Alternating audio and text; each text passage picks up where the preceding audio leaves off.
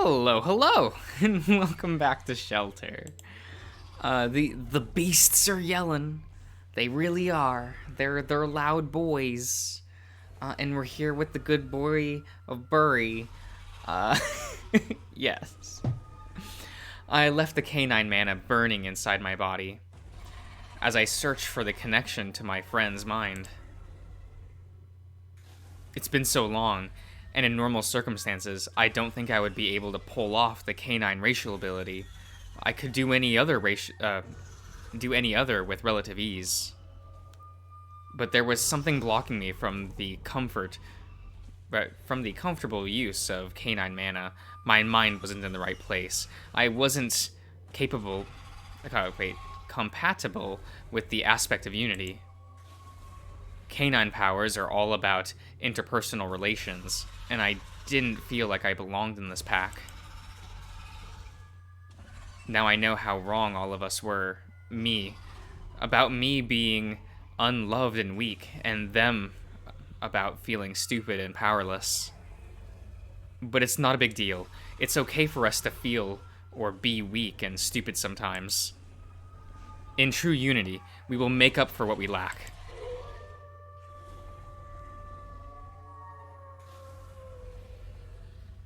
As we are weak alone, but strong as a pack.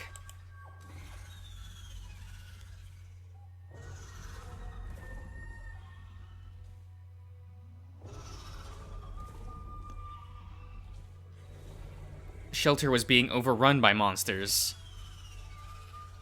Both the ground and inside. The dogs were struggling to defend themselves against those disturbing amalgamations of fur. Disturbing amalgamations of fur. Yeah, that's right. I got there. Scales and feathers. They strained themselves past their limits to protect their lives and home.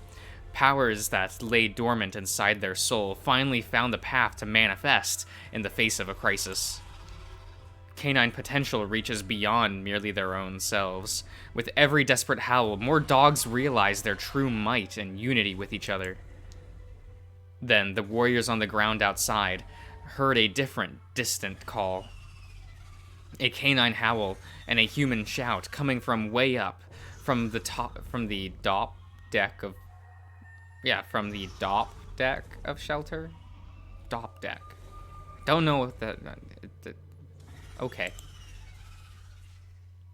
Looking up, they could barely make out two figures standing at the very edge of the deck. They were surrounded by monsters.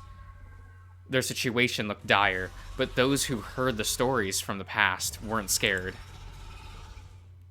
Those who knew were filled with hope. Those were the voices heralding the coming daylight.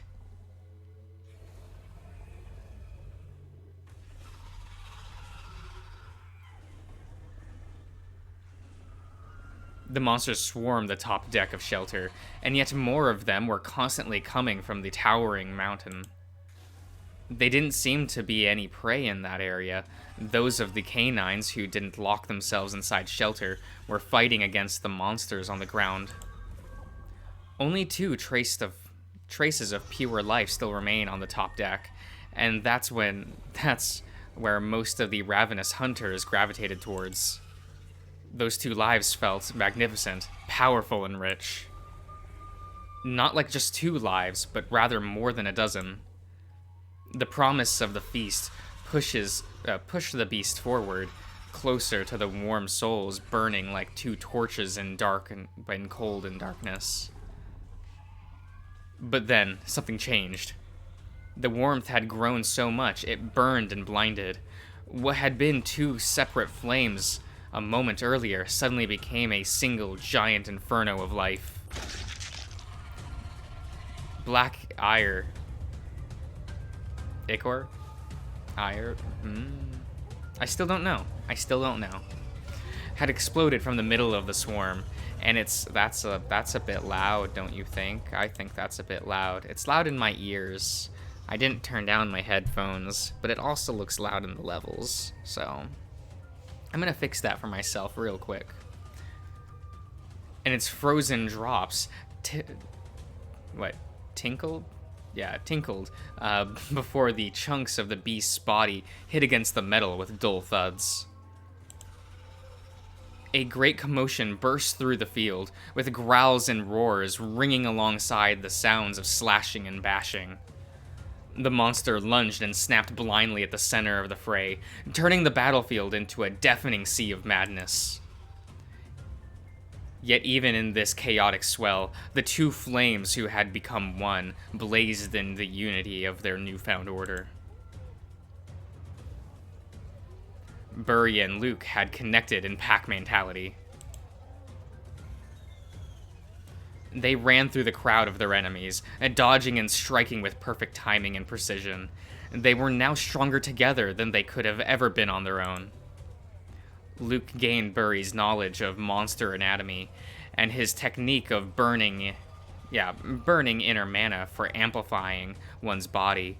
He wielded the St. Bernard dog's skill and talent like his own. He commanded his body with raw strength and balance. He knew exactly where to slice to assure the monster would drop dead or immobile. Burry benefited from their unity even more. He already possessed a deep knowledge of mana burning, but the human had greater natural affinity for flexible control of all of the different types of it.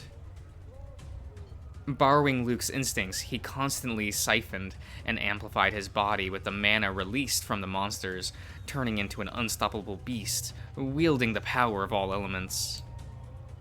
The force behind his punches grew thricefold with the might of the... ungulates? Yeah. The steel-hard oh, well, that stopped, though. Carapaces of the more massive beasts crumbling like eggshells before his feline-infused strikes. Once Luke had captured the essence of the avians, the battlefield opened even further than their pack of two. Right after another beast fell under Burry's fist, the human jumped and flew high into the sky. After leaving the dog alone in the middle of the fray, Luke found himself quickly approached by the screeching, winged beast. He split two of them open with a single slice of the magic knife. But he couldn't pour enough magic into the blade in time to slice the third one. Feeling the shadow looming over him, he pirouetted, that's what that word is, and threw the knife right at the screeching, beaked maw. That's what that says. The monster twists its neck, and the knife missed just an inch. But then a red light flashed as Burry was holding the blade, already planting a heavy roundhouse kick right in the creature's frail spine and wings.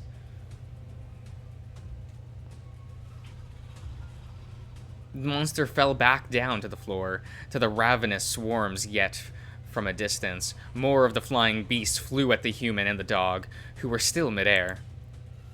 In a rush, Burry grabbed Luke's head. At that moment, our connection and pack mentality breaks. It could easily hold for another half a minute or so, but our minds aren't in sync any longer. Burry decided to force a decision on us, and I was opposed to it. I hold on to his wrists with an iron grip. You're not going to toss me towards the tower while you stay here to act as a decoy. You need space and time to open the door. I can provide you with that. Even you can't hold them down forever. It is not going to be forever. Once you open the door, summon the knife, and I shall be by your side too. No, you're mad. I can't just leave you here alone with them. I am not alone, Luke. My brothers are with me. They are waking up. They wish to help you too. Soon, at your cue, I shall be ready to guide them to your aid. I remember the flashes of Burry's memories I experienced earlier, all of his regret and endless grief over everyone's wasted lives. He had allowed his brothers to be turned into monsters, and then, drowned with guilt, he spent long years of his life wandering these lands, looking for them. Burry wanted to put an end to them, and then to himself. But that wasn't how his story ended. We both closed that chapter of his struggle, and his life still goes on. Now, with the remainder of canine Mana's empathy, I feel his heart steeled in resolve, trust, and hope. His wings he spins and swings me in a wide arc, and then throws my weightless body towards the tower, while he himself falls back down towards the snarling swarm. The influence of avian mana over my body runs out after my boots land on the metal door. I slide down and run towards the card slider. I was convinced that it would have been pointless for me to even try entering the tower, because none of the screens would work without the emergency power. However, if the power is indeed back on... Okay, yeah, I'll turn up the volume back up. Yeah. Okay. Then I really need to find a way to force the door open. Once inside, I'll be able to reroute the power intake from internal to general system, the shelter system. I try to ignore the noises from the battlefield. I do my best to not pay any mind to the monsters switching their attention from Burry to me. We have no time. I jump and knee at the metal plate that just below the card reader. I do that once again with an angry snarl. A screw falls off of it, and the plate finally bends enough for me to push my finger between the gaps. Putting the weight of my whole body behind my poles, I finally rip the thin protective plate off of the wall, exposing a bundle of cables underneath. I remember working on those with Max. The card reader wouldn't react to any input because it wasn't powered that time either. To get it to work that time, we had to expose the wires and feed some of our mana manually, just enough to get the reader to beep and the door to click, so we could slide it open. I could see the butchery we did on cables that time. We cut and unfolded the elastic coating to expose the bare metal wires, and after we were done, we fastened sheets of plastic around them for isolation. I struggled with the various strings we used to secure them in place. I knew I won't be able to unfasten the knots, so I start to carefully pull the sheets down, making sure not to pluck any of the wires. I find my way to one of the two wire bundles I need, and I wrap my finger around the bare metal. If only I could pour some mana into it and see if the card reader reacted. But it's not that easy. I was never that good at controlled expulsion of my inner mana. I always asked one of the other guys to do that when it was absolutely necessary. But I could do that with a knife just now. Into the mana siphoning stone. Will I be able to do the same thing with the cables now? Or should I call Burry to blink back here and help me already? I jump away, barely avoiding being slammed by a heavy, hooved monster. My heart sinks when I hear one of the cables snapping, being caught on the edge of one of my sleeves. Why can nothing ever go as planned? Burry, help! I back away from the beast, while keeping my arm outstretched with my fist clenched tight. I start panicking, unsure what I should exactly do to summon Burry back to me. After pack mentality ended, only trace elements of knowledge persist in the minds of its user. Right now, I have no idea of the inner workings of the knife from Burry's perspective. The monster turns its head and crouches. It lunges at me before I can do anything else. Then, a bright red flash blinds me for a moment, and Burry is once again in front of me, holding the beast by its long, sharp fangs. The knife is back in my hand. Burry doesn't look good. He's all bloodied from keeping the other monsters at bay for so long. He must have hoped the door would be open by now, and we could take shelter here. Instead, he pushes himself to He's still pushing himself to buy us some time. He jerks the monster's head to the side, and I snatch the opportunity to drive the knife into its neck. I feel the connection with the mana siphoning stone on the knife's handle. It's so easy for me to use. Once I do, I finish the beast with an explosion of blades of pressurized air from the inside. Without a moment to react, Burry turns his head towards me, and I see panic in his eyes. He grabs me by the shoulder, pulling me away from yet another monster charging at us. He takes the blow in my place. By the corner of my vision, I see Burry blasted away a good couple hundred meters, tumbling over the flat metal surface until finally he smashes against the snowy cliff towering over shelter. I, on the other hand, don't have enough time to slip away from under the body of the first fallen monster, and I'm crushed to the floor by its massive weight.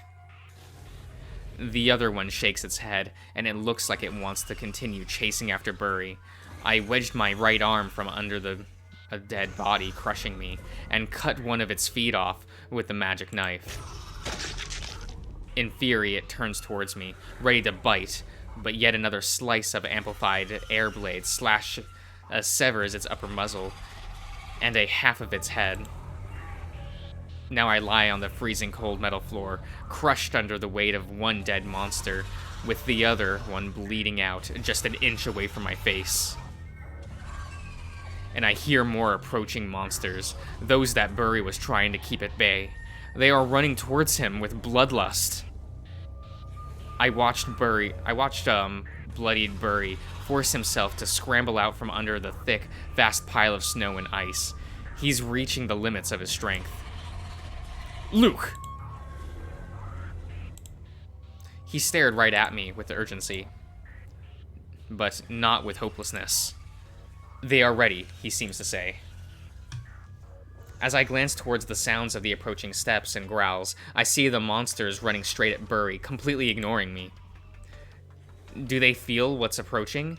They look so desperate to stop him, as they should be.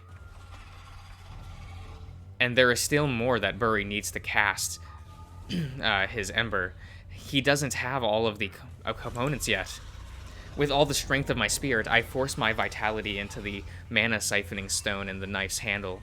The air around the edge of the blade bends and crackles, but I contain the energy inside. Then, right after the first monster passes me by, I toss the knife up into the air. Burry! With a quick flash, the knife blinks out of existence, and then appears right in Burry's outstretched hand. The dog growls, tenses up, and the whole handle of the knife breaks. Still half submerged in the snow, he tosses the ruined relic away and turns his snarling face at the approaching monsters. His eyes glimmer in the dark. Canine Ember! The highest grade of spell casting, the one Burry is trying to invoke, requires charges of canine, Saurian, rodent, and human mana. He must have had plenty of opportunity to absorb Saurian and rodent mana during our battle. But did he manage to get enough of my own mana from the knife? Did it survive the blinking? The monsters are about to get to him. If he can't get it to work now... Come, brothers! I can feel it. The air is getting charged with magic. The snow around Burry glimmers with colorful sparks, and the snowflakes falling from the sky seem to slow down. They stop mid-air and slowly accumulate into a thin white veil. But he's too slow. The mad swarm of monsters is onto Burry already. 3 of them jump at the hurt, bleeding dog to inevitably finish the job. I cry out in dismay, powerless to do anything.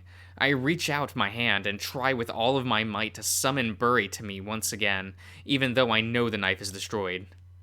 Come on, Burry! Come on!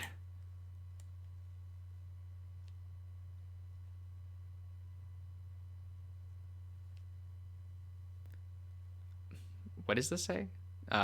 Amicus, D? Is this Amicus D? Die? Okay.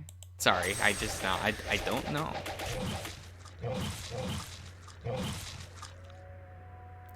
Suddenly, the whole battlefield explodes with a loud blast of blizzard storm. The three monsters in front get blown away and shredded by the chunks of thick, sharp ice shooting from the tall snow piles around Burry. More of the ice emerges from the snowy hill, jumping from monster to monster and driving them away for a while. It's hard to capture its exact form in this badness. But then I notice the legs, the head, the eyes. Burry finally stands up and walks out of the snow.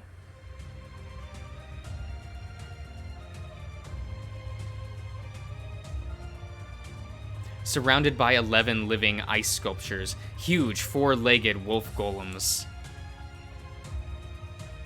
The residue of magic still glister on the edges of their half-transparent forms, while the white glowing eyes stare the monsters down. The monsters snarl, taken aback by the sudden intrusion. For a few long seconds, both of the groups hold still, afraid to take action.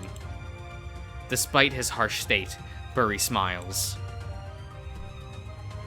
And then, one of the passing ice wolves trips him from behind with a sudden swoosh of his long tail, making him fall flat in the snow again. Was it on purpose?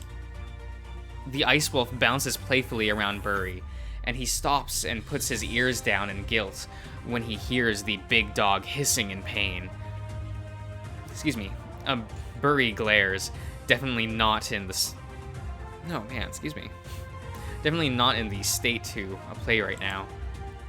Then the biggest one of the whole group puts them back in line with a single sharp, unnatural bark. It is not the time to fool around, he seems to say. With the initial confusion faded, the monsters charge yet again, and the ice wolves push back, answering the black claws and fangs with their own natural weapons of shining ice. Burry scrambles back up and charges among them too.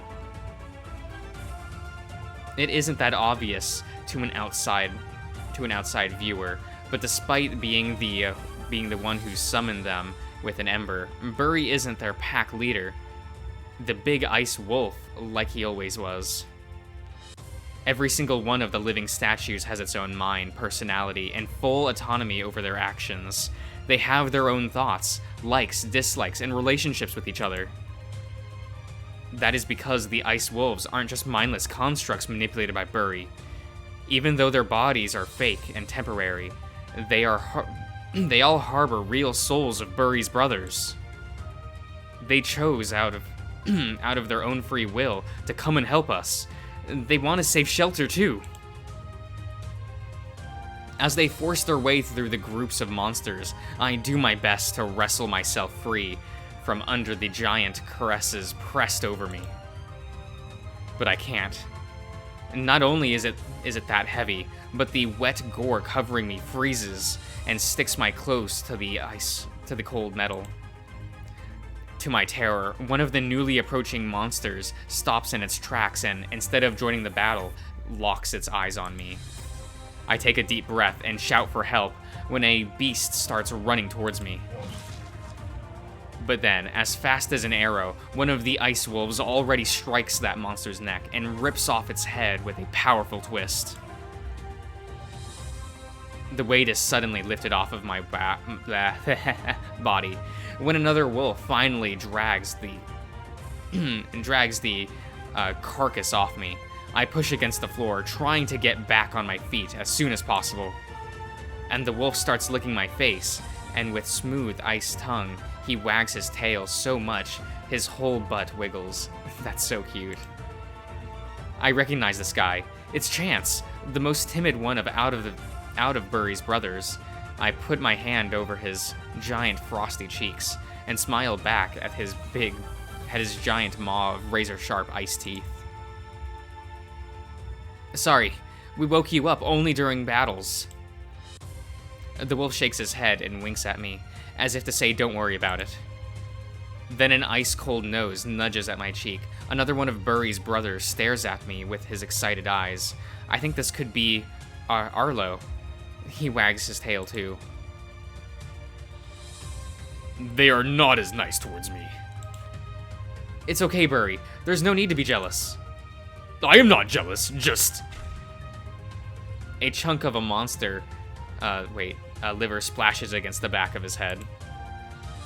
One of the jokester wolves wags his tail in the distance, and his tongue flops down from the side of his maw.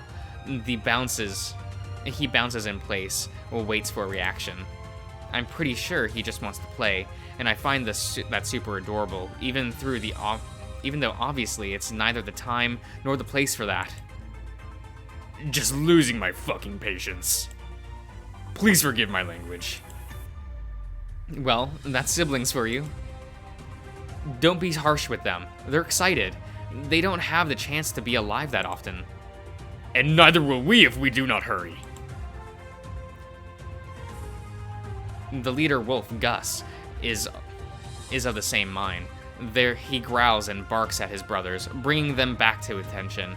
More monsters are coming from all around, attracted by the sudden influx of vital activity. I see a huge one flying from over the peak of the mountain. It's thrice or 4 times the size of the biggest one we've dealt with so far. I run towards the card reader and start sorting through the cables again. I know I ripped one off before. I have to find which one that was. I hear Burry approaching me. He stands by the door and takes a slow, deep breath. Burry, I'll need you to hold one of the cables for me, and then pour some mana into it. But which one was it? It's dark here, and there's so many of them. Damn it! Shatter! By the corner of my eye, I see Burry planting his leg in a wide stance, and then he pounds the door with a deafening bash of his massive shoulder. There is a loud crack. Then he kicks in. A hefty chunk of metal collapses inside the room, with enough space for a person or even a small monster to pass through. Even in his weak and battered state, he still summoned enough strength to destroy the door with the power of feline mana. Please forgive me. I shall personally fix it after everything is over. No, it's okay. It's perfect, thank you. I hurry up inside, careful not to trip and fall on the razor-sharp edges of the shattered steel door. It's like a shattered glass window, but infinitely deadlier. Okay, I think I'm going to end the part here. I will see you all around.